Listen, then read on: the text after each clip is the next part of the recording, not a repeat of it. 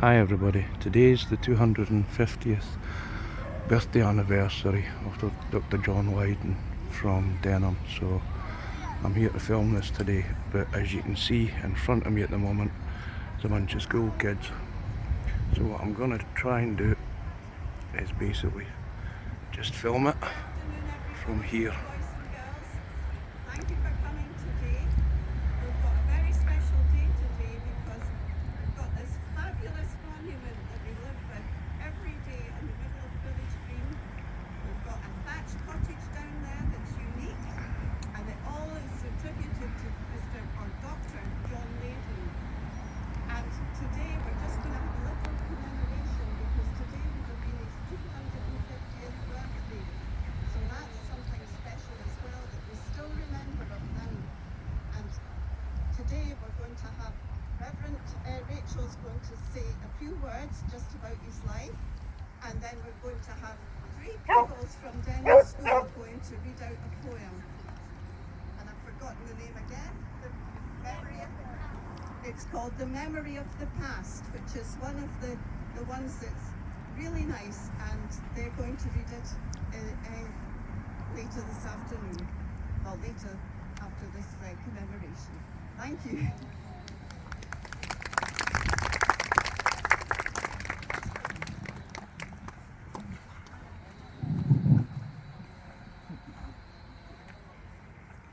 So just a few words on the history of John Leyden.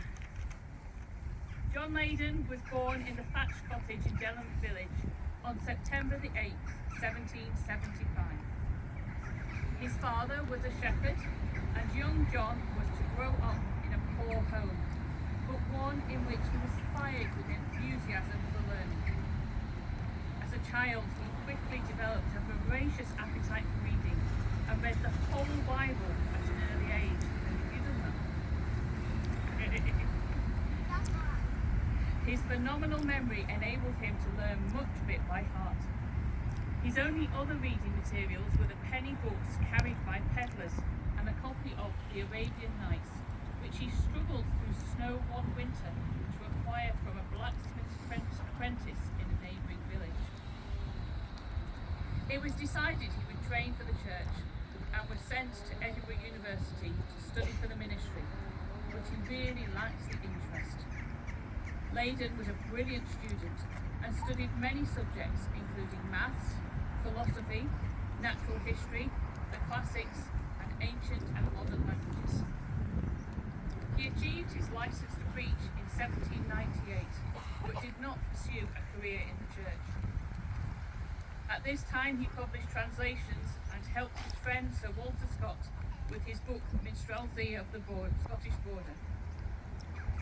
He switched from theology to medicine to enter into overseas service and joined the East India Company Service in 1803 as assistant surgeon.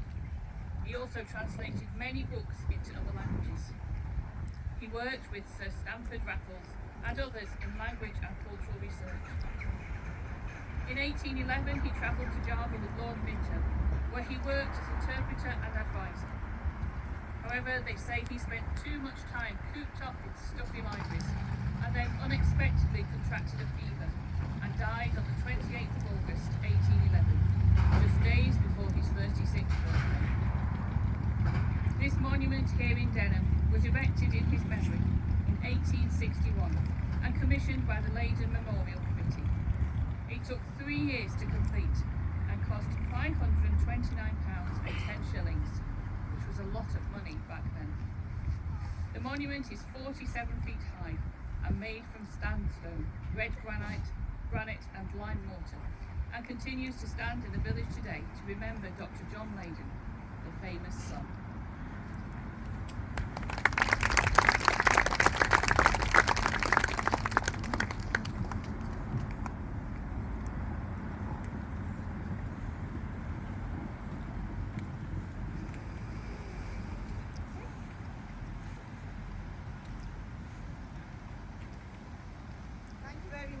Reverend Rachel. Now we've got Brooke, Teddy and Bella who are going to read out the poem. Alas, the fancy pensive still portrait, a fairer scene that ever nature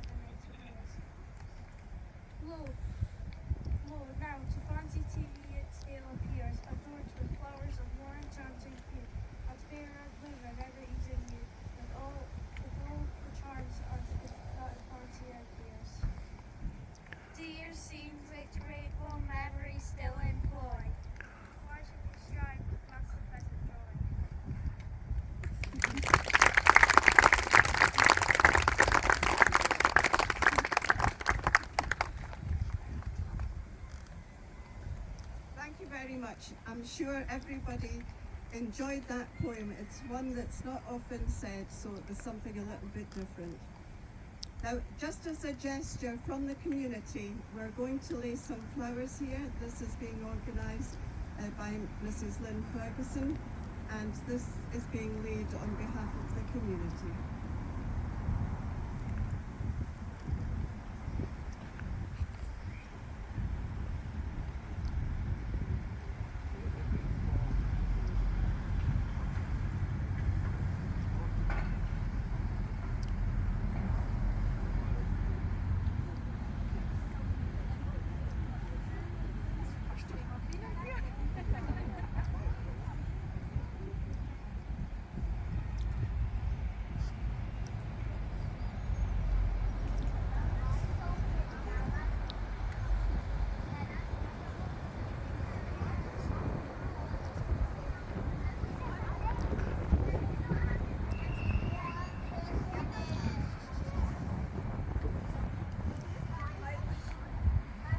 Thank you very much for coming, boys and girls, and for your teachers letting you come and enjoy today.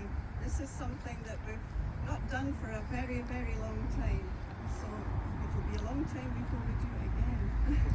Okay, thank you very much.